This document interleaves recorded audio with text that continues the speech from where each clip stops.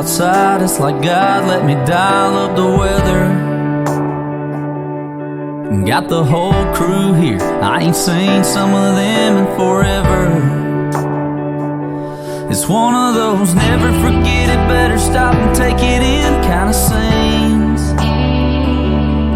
Everything's just right, yeah, except for one thing. You should be here, standing with your arm around me here, cutting up, cracking a cold beer, saying cheers. Hey y'all, it's sure been a good year. It's one of those moments that's got your name written all over it. And you know that if I had just one wish, it'd be that you didn't have to miss this. You should be here.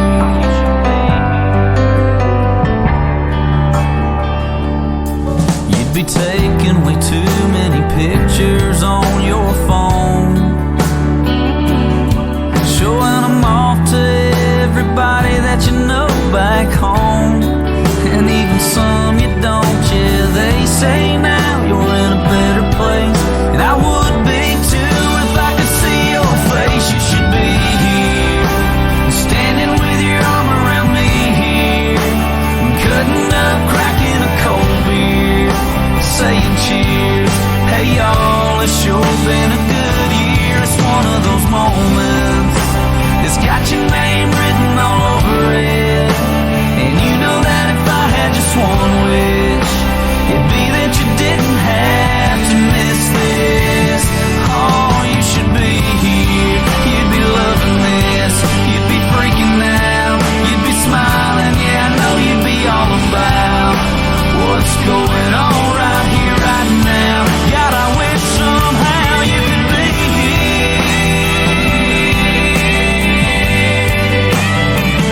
Oh, you should be here. Yeah, this is one of those moments that's got your name written all over it. And you know that if I had just one wish, it'd be that you didn't have to miss this. Oh, you should be here.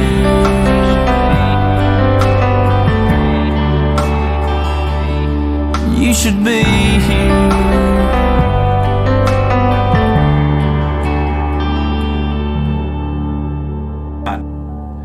Good afternoon. Saying goodbye to our mom today is one of the hardest things we will ever do. I'm Scott, and I'm Sherry's favorite son. I'm Nikki, and I'm the youngest of the family.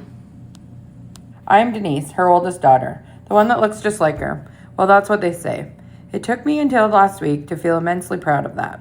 I always hated when we had similar haircuts or the same color of coveralls. No one could tell us apart. Many times we were mistaken for sisters.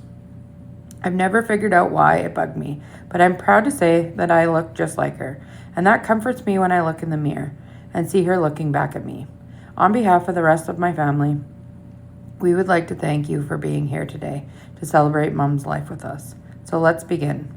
Cheryl Ann Leonard was born September 14th, 1958, to Earl and Mary Leonard, the baby of the family, youngest of 5.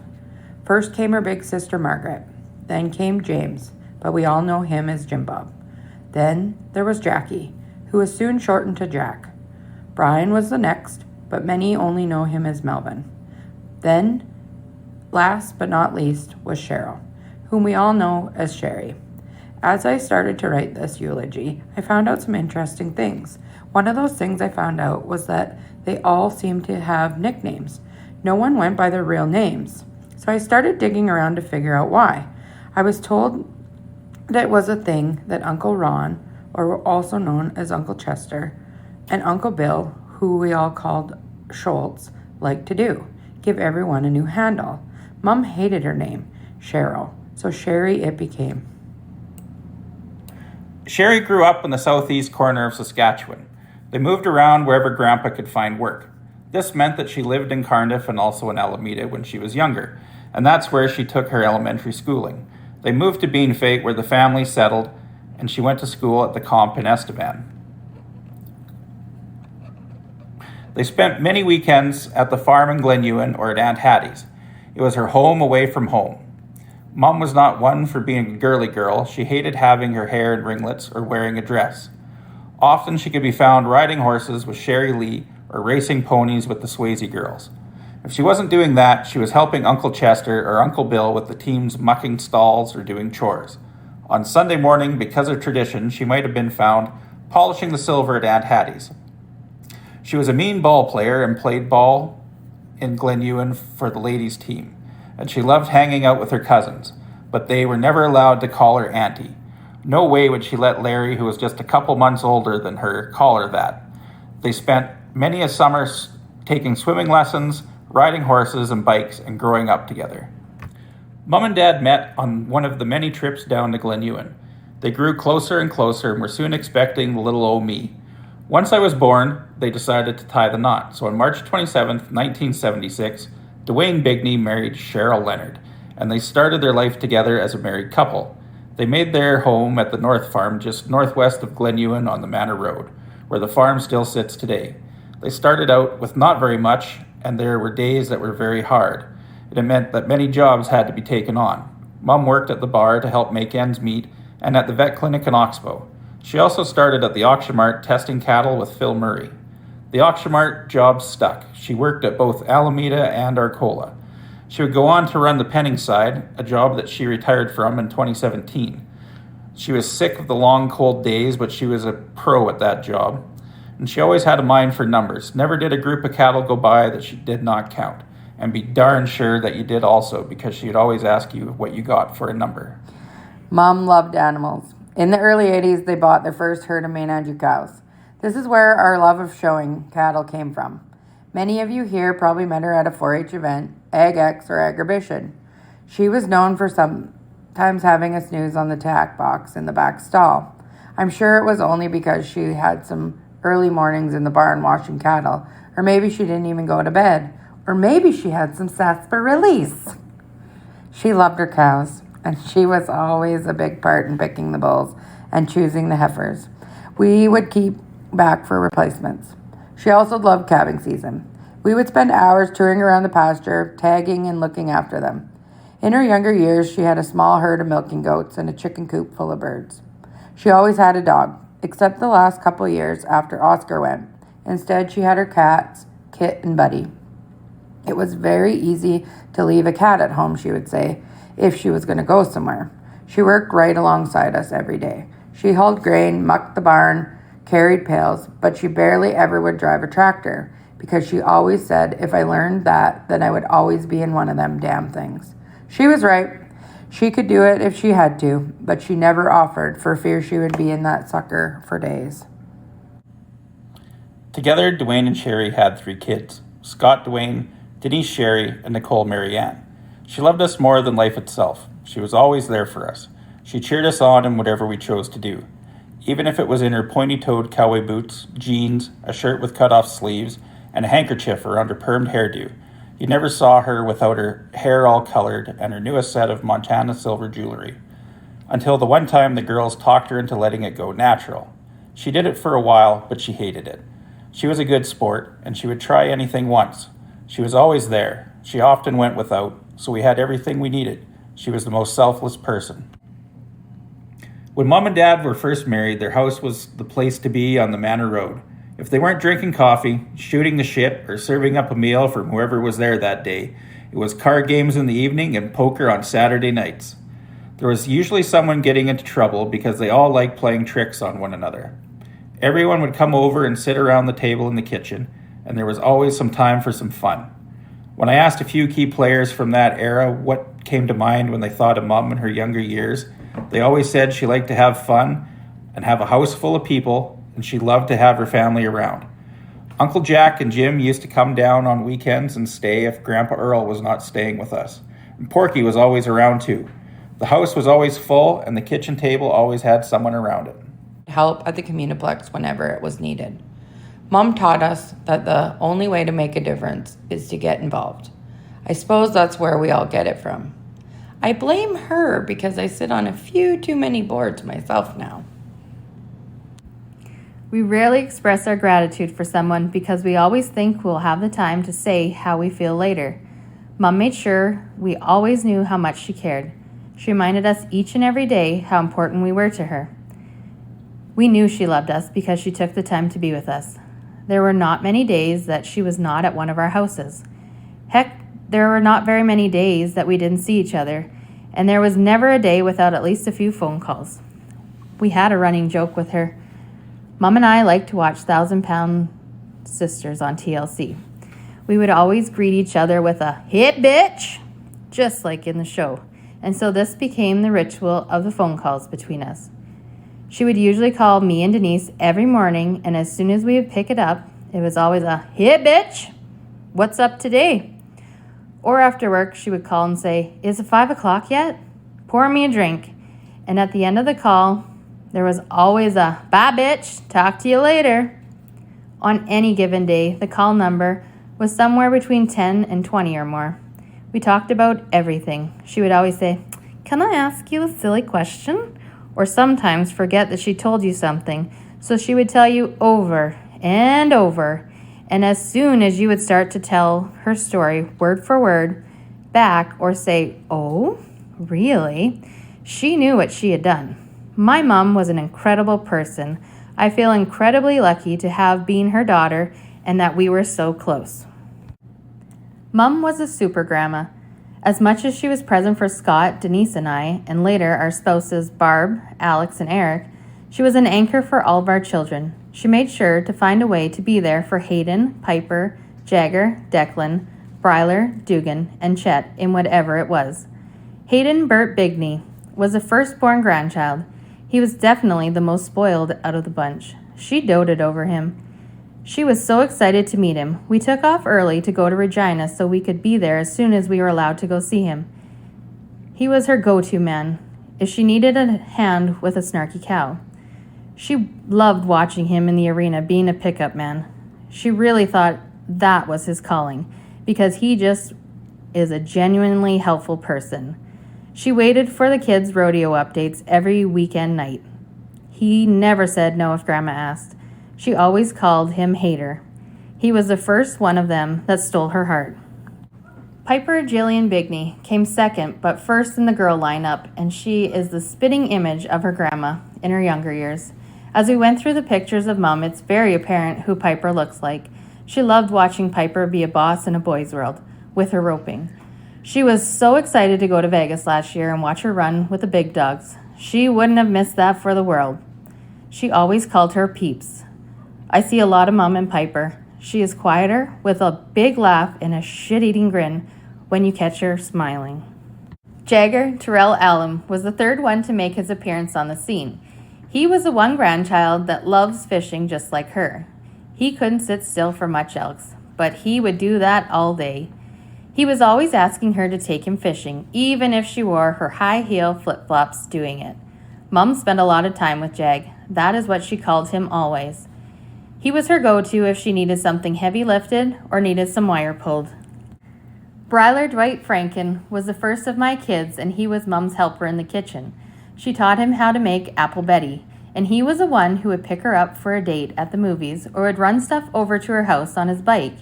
He was pretty good at giving her a hand if she needed him, whipping over and cutting her grass. Bry was what she always called him. Declan Joyce Sherry Allen arrived 6 months after Bryler, so it was like twins. Mom and Decky would call each other all the time and talk like little old ladies. They talked about everything and nothing. Declan would call her up and ask her if she was coming for supper, and Mom would ask what she was cooking. If the menu was better than what I was having, off she went. Mom loved watching Declan play ball. I think she saw a little of herself in Decky when she would whip that ball over the home plate and hit a line drive. She would pick her up on days Denise was busy and take her to the farm. She knew all the cows' numbers and what was going on. She would always go along and help. They were very close. Dugan Monroe Franken was number 6. She had a special soft spot in her heart for Dew. There really wasn't anything he could do wrong. He could pickpocket her phone better than a pro. He was the only one who really knew her code. They were buds. They would always twist their pinkies together and say that. It was their special thing. Last but not least, there was Chet T.J. Franken. He is the baby, and he could get away with bloody murder or saying things that would make a sailor blush, and all he would get is, "Chetty, we are not in the pasture." Him and her always went to the farm and checked out all of Grandpa's treasures. She had little nicknames for all of them. Our kids got the best of her. She spent a lot of time with our kids when they were little. She was the sitter while we were all in the field or at work. She spent many hours snuggling her babies and changing more butts than a grandma should. But she did it. She took them swimming in the creek, climbing the big sand hill in the pasture, frog and turtle hunting in the mud hole.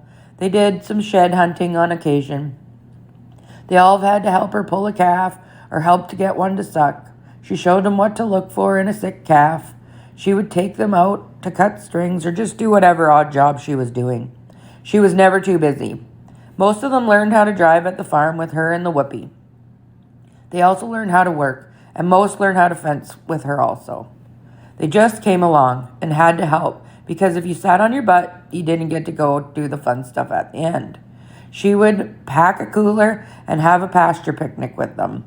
When everyone is gathered around the back of a vehicle, a day's work doesn't feel like work. It was time spent as a family. Her proudest moments were always watching the kids bring in the cows. And then after, they would help sort on their horses. We couldn't do it without them. She instilled in all of us our love of wide open spaces, animals, and showing. We all love it. Well, except Chet. When he started 4-H, he didn't like it. But he learned quickly that he needed to. He thought 4-H sucked. His calf was mean, he hated the record book, and it was no fun except for the bus trips. And Bryler said it to him best. You can't quit. It's a family tradition. Boy, oh boy, was he right. She was anywhere they were because she loved to watch them do the things they loved. She was their biggest cheerleader and was there through thick and thin.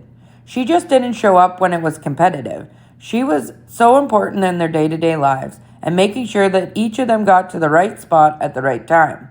She was often seen working away in the background at a 4-H event, hanging out at the hockey rink, taking in a rodeo when she could, was there for school events too. She stepped in anytime she was needed, without question, to help with all of our kids. I'm sure there was lots of times she would rather be doing other things, but she didn't. She just picked them up, took them home, or stayed with them till we got back. When Eric went into the hospital, I couldn't have done it without her. She lived at our house and took care of our kids, no questions asked. She was a superstar. She helped me and my kids through the toughest time, and she never complained. She hauled kids to practice, to school events, did homework, cooked meals, went to the hockey games, and just made it work. She was just always there, and that is the part that we are all going to miss. She never missed out. Somehow, she fit it all in.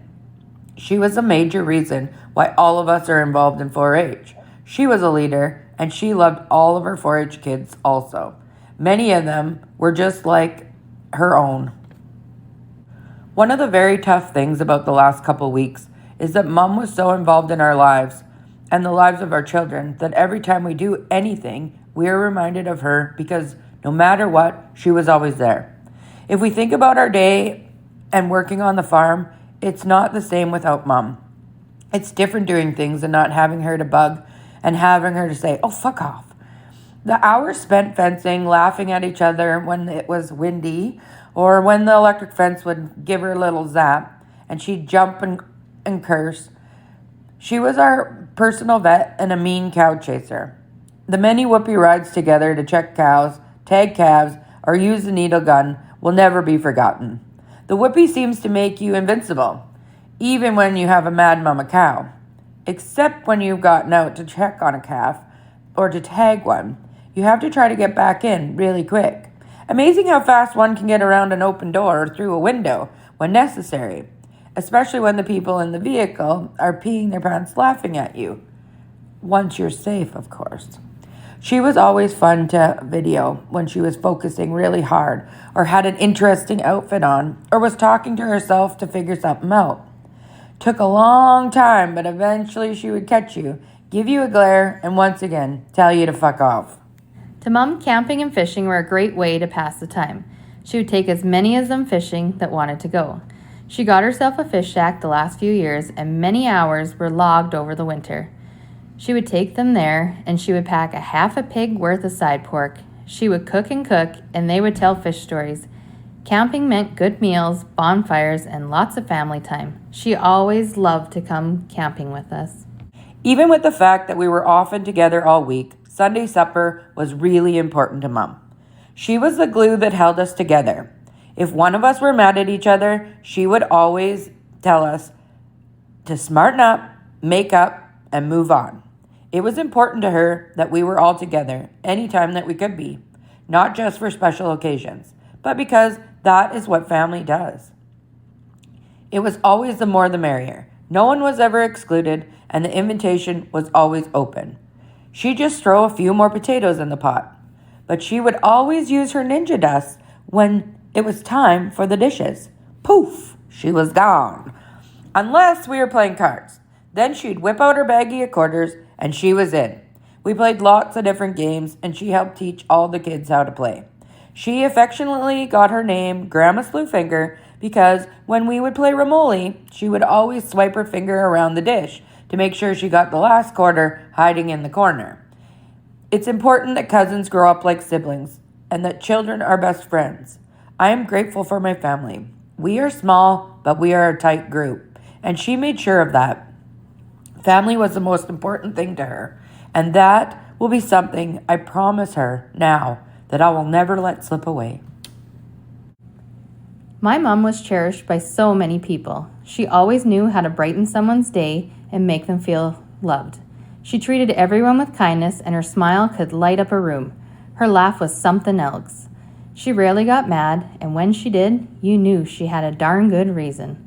If you were lucky to spend more than 5 minutes with her presence, you were forever changed. I am so grateful to have had a mother who touched so many people's lives. She had many friends, but her Cindy's were so important to her. They were her best friends. If one of us girls couldn't go with Mom, she always could count on one of her Cindy's to go. If you needed help, wanted to run to the city, or head to the casino, she'd be there with bells on. Vegas trip to NFR? Yes, please. Evening of cards and a few drinks? 100%. Especially if it had family and friends. Mom really knew how to have a good time. Recently, Mom was diagnosed with chronic lymphocytic leukemia. She told our immediate family, but she kept her diagnosis quite private. She never wanted to burden anyone with feeling like they had to take care of her, especially on her more challenging days. Her selflessness didn't just show up after her diagnosis. She's been that way her whole life, putting others first and wanting to be the rock for her family and friends. On the day she passed, this still held true. Laughing and giggling while on morphine, she was sure she didn't really need to go to Regina.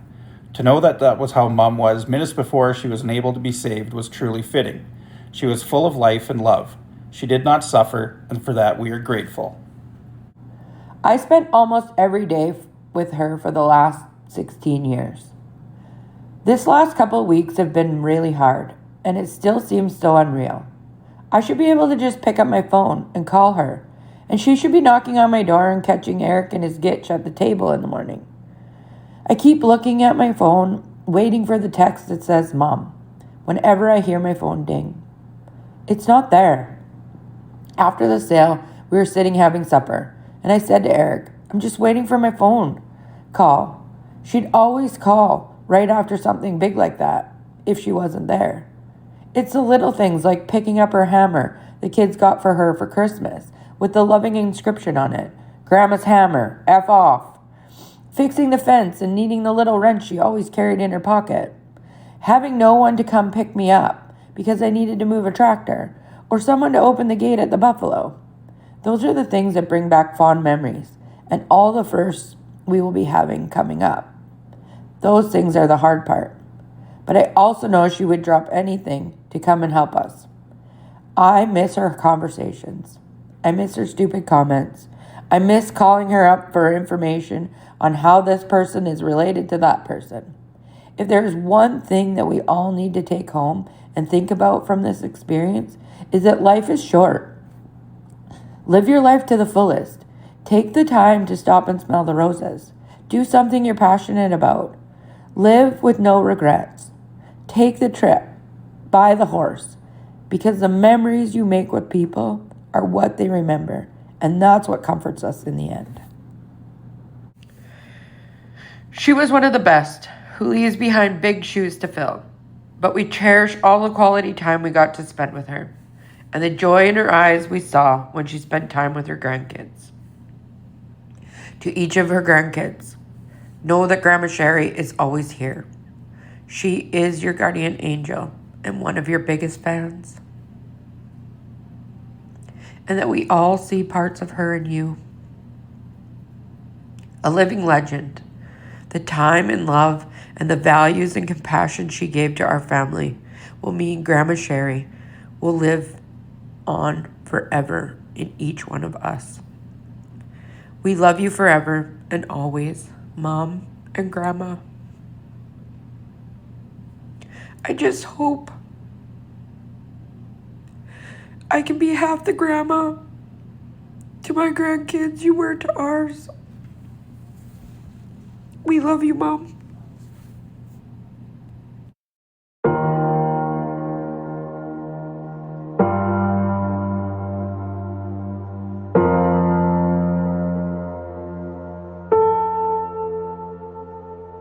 I still see you in the places we would go, like your face is painted on the walls. I've been trying to forget all the moments that we spent, 'cause now I do it on my own. Oh, you and I were like this summer, but now it's winter here on my own. If I would've known that you wouldn't be here anymore, I would've made the moments last a little longer. 'Cause now I'm alone, and you're just a memory in my mind. I would've given anything to say goodbye. If I would've known, if I would've known,